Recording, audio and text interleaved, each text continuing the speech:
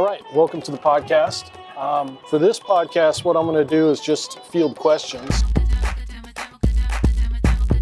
And since we started the SBG Podcast a year and a half, 2 years ago, I've received a whole bunch of questions via email, sometimes online, and people asking me to address certain issues related to the gym and the way we train. And we received enough that we thought we might as well just do a podcast and we'll knock these out. So I've compiled them here. I haven't spent too much time mulling over them. I wanted it to be kind of spontaneous and just answer as honestly as I can. They're all on paper because I know most people do this with a laptop, but I'm kind of old school, so they're here. I'm not going to mention anybody's name that sent the question, but I want you to know I sincerely appreciate the questions. They're great questions. Sometimes I get asked by multiple times the same question in different ways, and when that happened, we kind of maybe compile it into one question and we'll answer it that way. And if it's something I didn't cover at the end of this podcast that you really want to know an answer to, again, feel free to contact me online, email us, and the next time we do one of these, I'll try my best to get an answer for you. So let's get right into it. So the first question here is, how long did it take you to get comfortable at black belt? So that's an interesting question. I received my black belt from my coach, Chris Howder, 17 years ago. And I've said quite a few times to my students when I'm teaching classes that I really do feel like in the last few years I've learned more about jiu-jitsu than I had the previous 25 years I've done it. So comfortable is a relative term. Am I comfortable as a coach and a teacher? I am, because that's what I've been doing for a living for 25 years. Am I comfortable in my knowledge of jiu-jitsu? I mean, I am consistently humbled by how much there is to learn about jiu-jitsu and how much I don't know. And spending time around my coaches, like Chris was just here a couple weeks ago, or getting to spend some time with Hicks and Gracie at the end of last year, and I realized how much knowledge and jiu-jitsu wisdom somebody like Hickson has. And honestly, I'm just humbled by it. And that's what makes me love jiu-jitsu, is the fact that I wake up every day, I teach class, and I know I'm going to learn something new myself. So am I comfortable as a black belt? Yes. Do I think, I have all the answers? Absolutely not. And jiu-jitsu is one of those things that just never ends that way.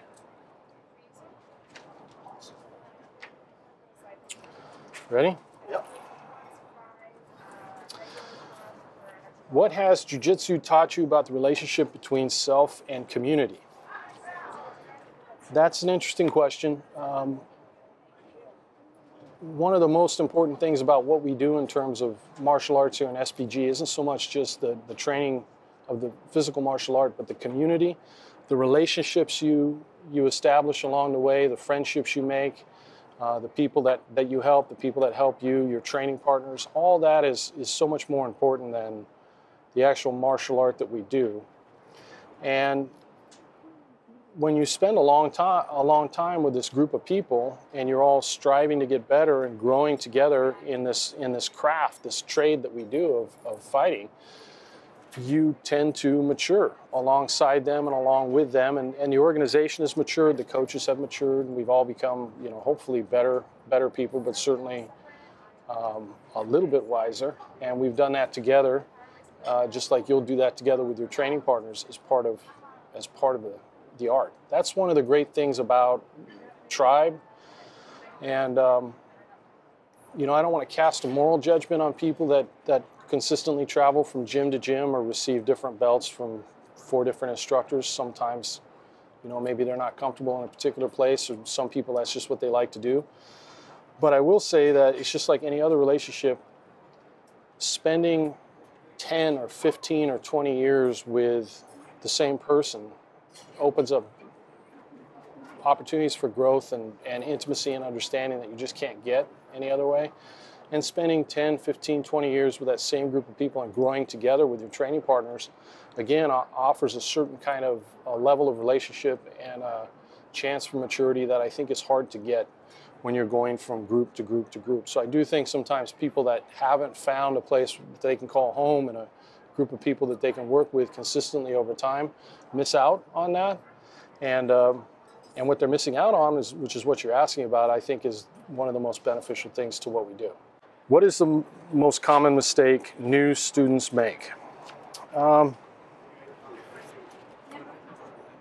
most common mistake I think I've seen over the decades that new students make is a failure to listen to their coach and a failure to relax. The first one is much easier to solve than the second one. So some people, it takes years to really learn how to physically relax.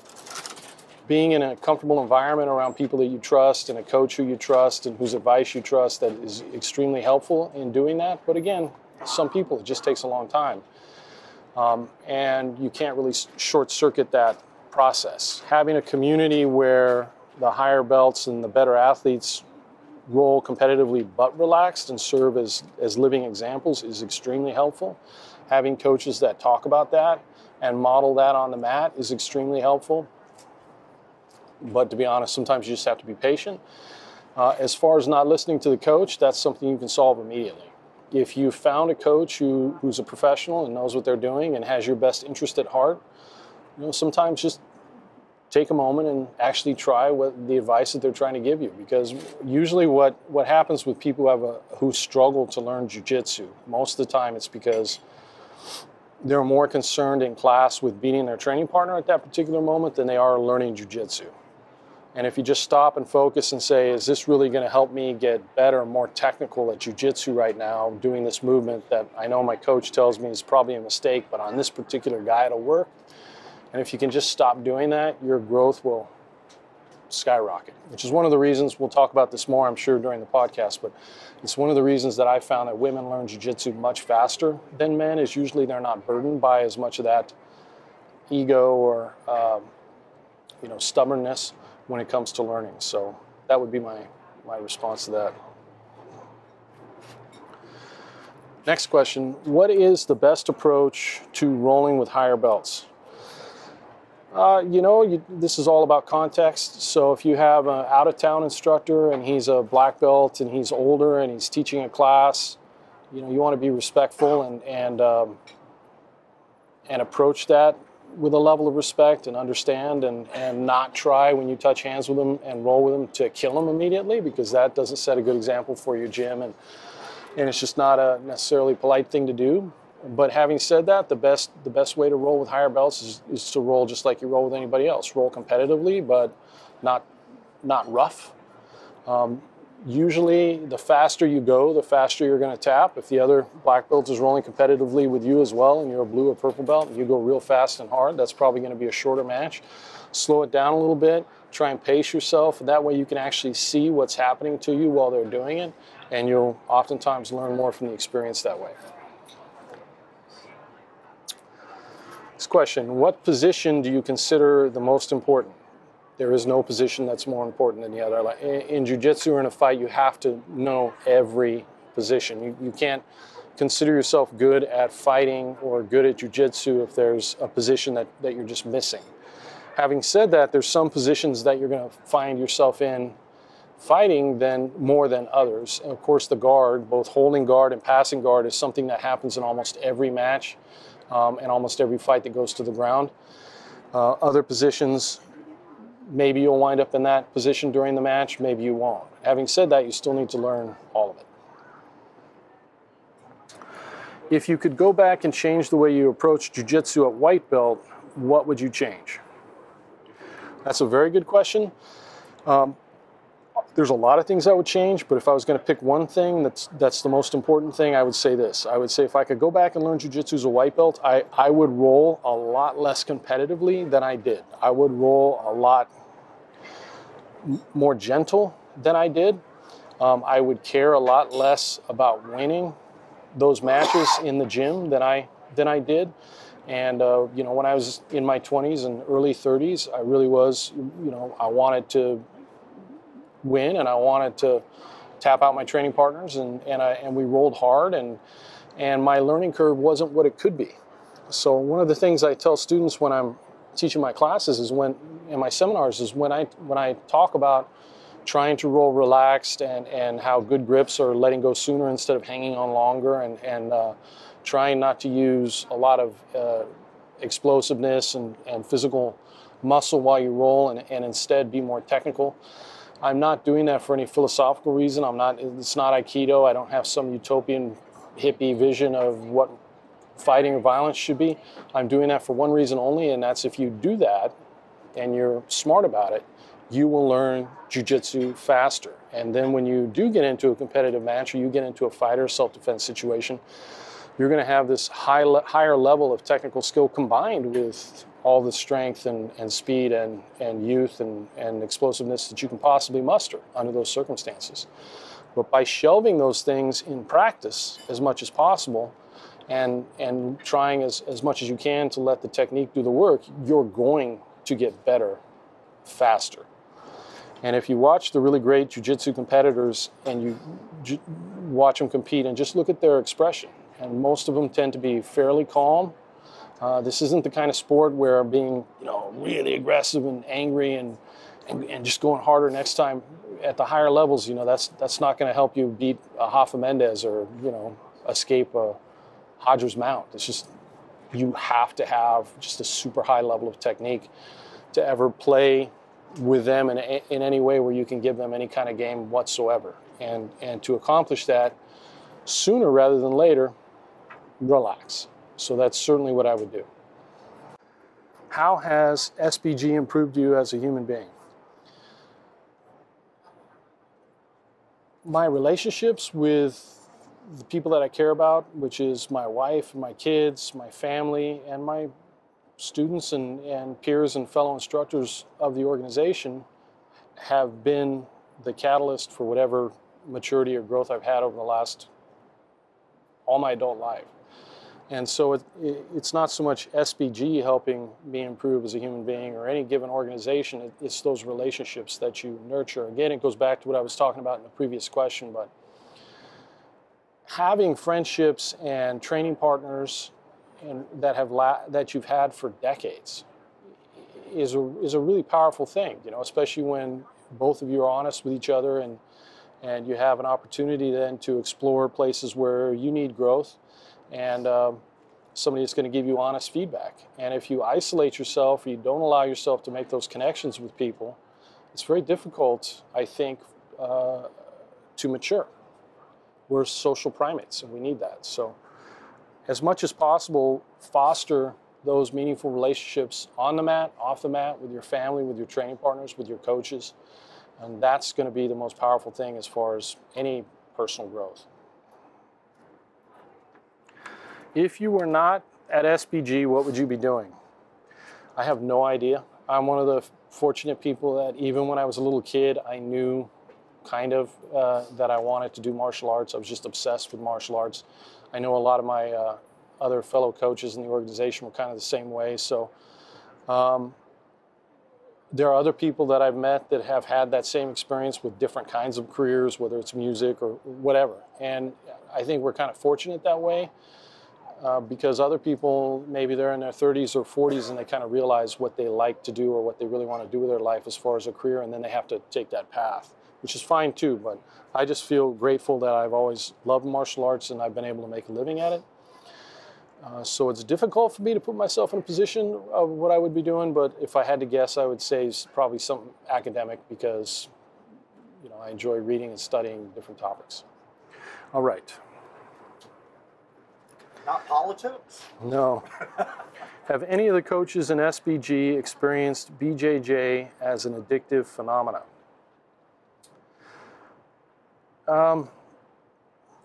There are coaches in the organization that were former addicts or alcoholics or drug addicts, and I think that if you have that kind of personality, then you can be prone to be addicted to just about anything if you allow yourself to have an unhealthy relationship to it or allow that to happen. But having said that, I don't necessarily think that going to the gym 4 or 5 days a week, as long as you're not abusing your body, you're not getting hurt, and training in a healthy way with good people is something you need to be afraid of or worried that you're going to be addicted to. Unless you're on performance-enhancing drugs, especially as you age, there's only so much training you can do in a week before you start to feel run down and you're overtraining, which you don't want to do. And so as long as you're maintaining those guidelines and you're able to still be productive and work and give time to your family, and go for it. It's not like drinking alcohol or taking heroin. All right. Do other BJJ gyms have a community that is religiously secular? Interesting question. So two things. SBG is not religiously secular. So SBG is a martial arts organization that's interested in the pursuit of truth as it relates to combat. And within that organization, we have a lot of coaches that focus on self-defense, on training police officers, on training military, on training kids, on training jiu-jitsu competitors, on training MMA athletes at the highest level, like with John Kavanaugh and Conor McGregor, to working with youth in after-school programs. I mean, everything in between is part of what we do. If it involves martial arts and self-defense or physical combat, the organization is going to be involved in one way or another. That has nothing to do with politics. That has nothing to do with religion. And so when I teach a seminar, I teach a class at my gym, those aren't subjects I bring up for a couple reasons. Number one, that's not what I'm getting paid to do. And I really respect and appreciate, I feel grateful for the fact that people will come and give a weekend of their life to come train with me some other place in the world and pay good money to be on the mat with me for 2 days. And I don't expect to abuse that trust that they've given me to teach them martial arts by then espousing my opinion on who should be president or what was before the Big Bang, right?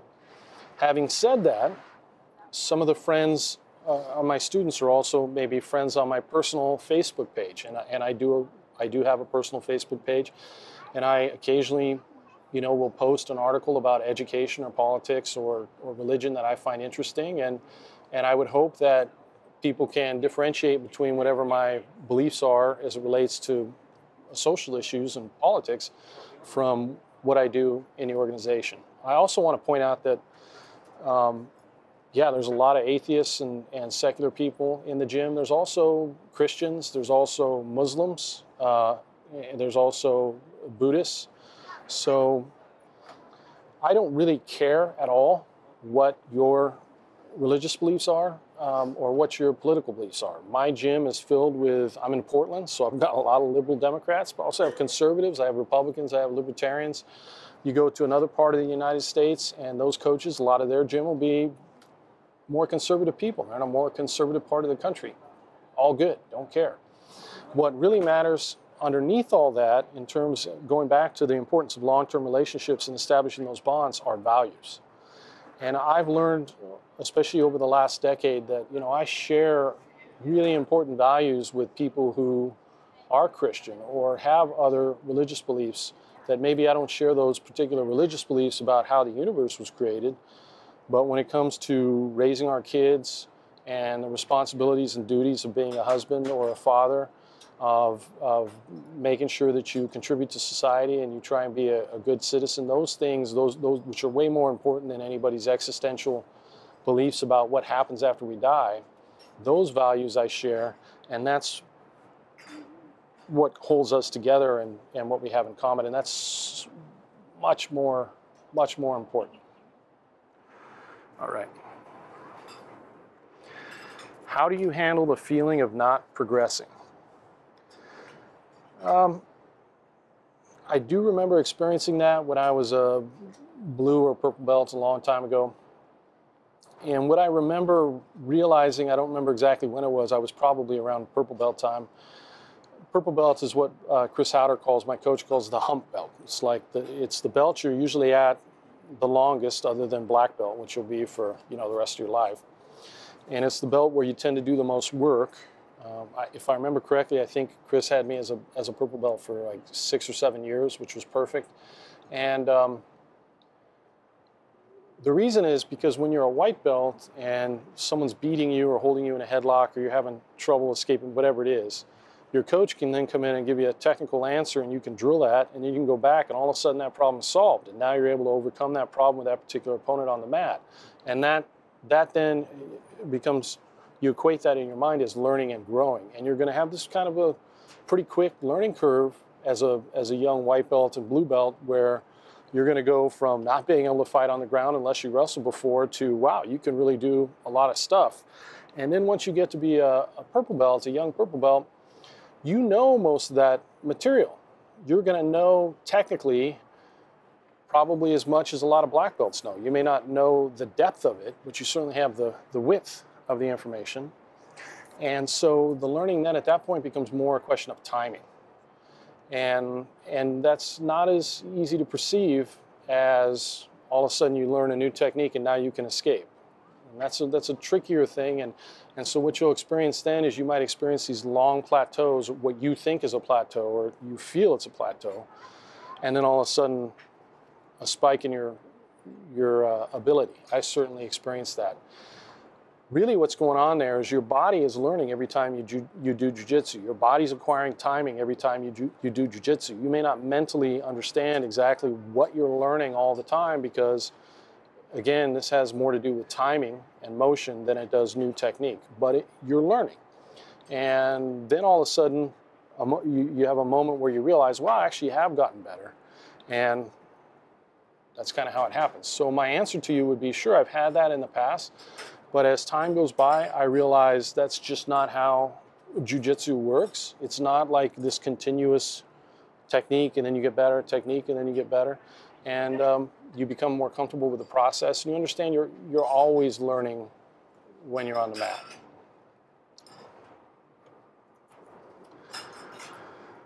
Next question. What are the similarities between natural selection and fundamentals?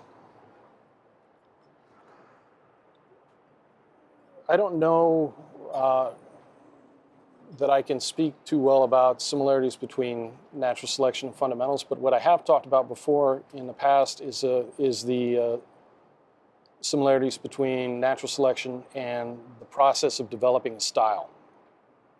So in the process of developing your own personal fighting style, or your own, let's call it, if we're to use jiu-jitsu alone just to keep it simple, the process of developing your own personal jiu-jitsu game is a process of you going on the mat, learning the fundamentals, and then going on the mat and having these different pressures that you have to adapt to. Some big guys, some fast guys, some smaller, more technical person, all these different pressures. And under that pressure, your body then adapts and learns the best way to apply that fundamental for you. And it'll be different from anybody else. And once you become a black belt, if you come from a good school, you're gonna be different from your coach. You're gonna be different from other black belts, and your rolling style, as I've said many times before, will probably have a lot more to do with your personality than your build. And that process of how you develop your own style on the mat, that very much is a process of natural selection, where your body is adapting to different and evolving to different pressures on the mat.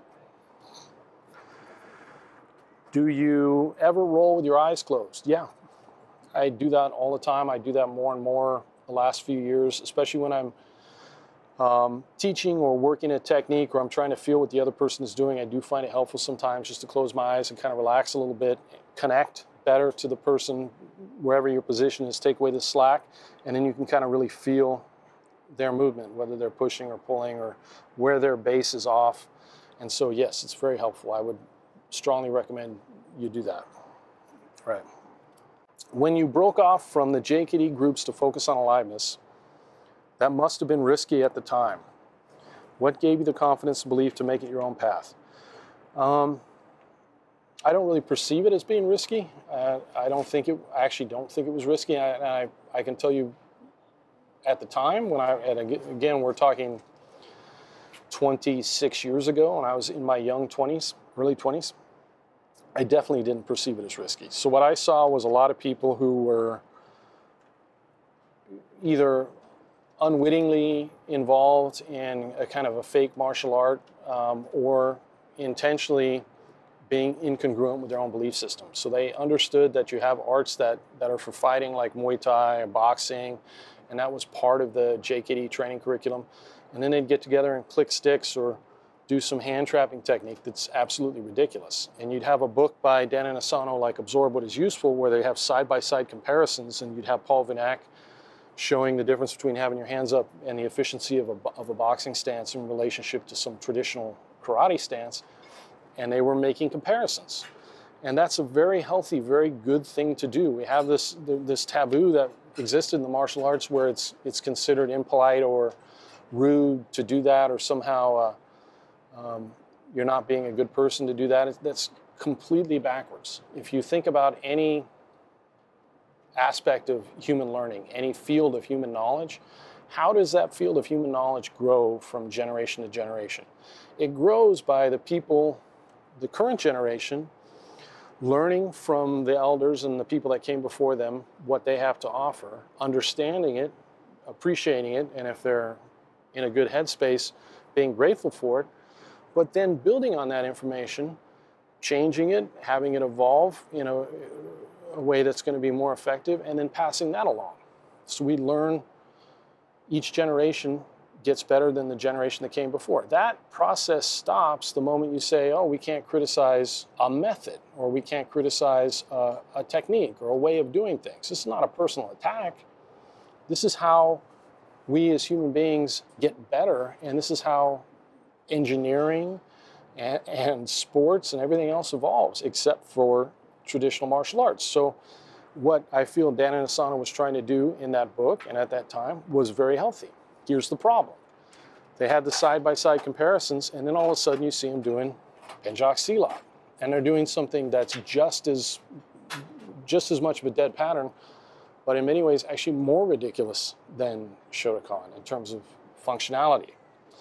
And so I saw that as hypocrisy. I saw that a lot of people, as happens when you're dealing in a group where there's a lot of hypocrisy, a lot of people having to make excuses and do these mental gymnastics to try and work it out. Well, this one's for self-preservation, and this one's for self-improvement, and this and this. And it's just like, I don't want to do that. I'm gonna pursue truth. I'm gonna pursue what I feel is the right thing to do for my students. I can't teach or pass along something I don't think is a good way or functional. It's just not something I'm gonna do. That's my personal decision. So I opened up my own school, and the rest is history. When I did that, did I perceive that there's some sort of risk? Absolutely not. What's the risk?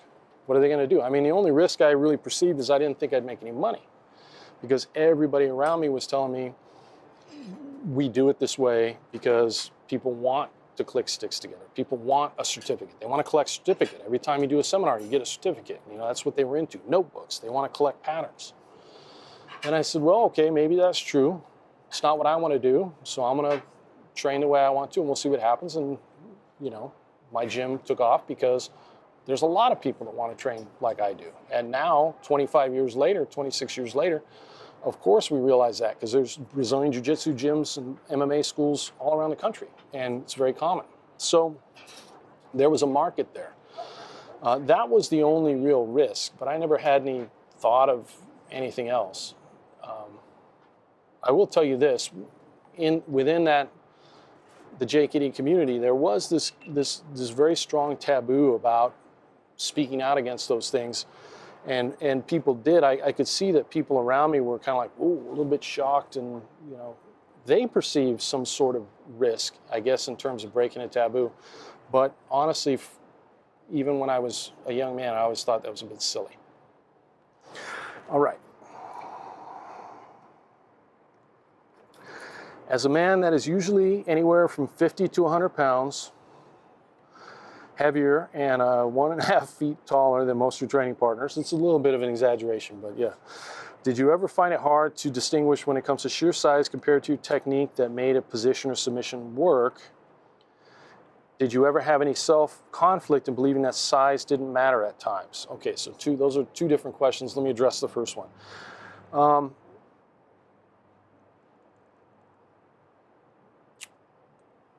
I've never been very physically strong. I am tall, and I'm heavier now. When I started training this, I wasn't that heavy. I was 6'8" tall and probably 235 pounds. So it's pretty skinny. I had no wrestling background.